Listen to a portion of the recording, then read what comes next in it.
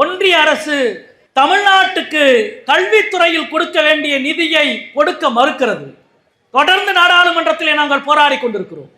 உடனடியாக அந்த நிதியை விடுவிக்க வேண்டும், தமிழ்நாட்டுக்கு தர வேண்டும் என்று திருவள்ளூர் நாடாளுமன்ற உறுப்பினர் மரியாதைக்குரிய சசிகாந்த் செந்தில் அவர்கள் உண்ணாநிலை போராட்டத்தை துவக்கினார்.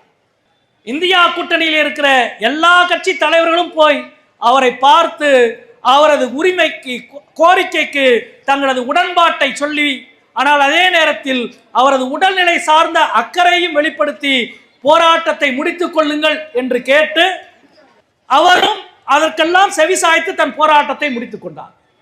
நான் ஏன் இதை சொல்கிறேன் என்றால், இன்றைக்கு தமிழ்நாடு முழுவதும் எல்லா மாவட்ட தலைநகரங்களிலும் போக்குவரத்து தொழிலாளிகள் 29 நாளாக தினசரி போராடி கொண்டிருக்கிறார்கள்.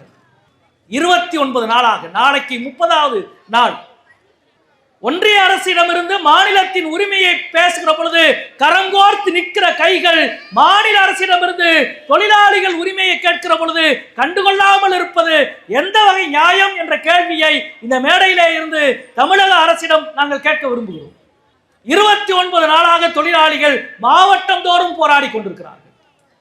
தங்களது உழைப்புக்கான ஊதியத்தை கேட்டு, ஓய்வூதியத்தை கேட்டு, அரசு ஏற்கனவே ஒத்துக்கொண்ட ஒப்பந்தத்தை நிறைவேற்ற சொல்லி போராடி கொண்டிருக்கிறார்.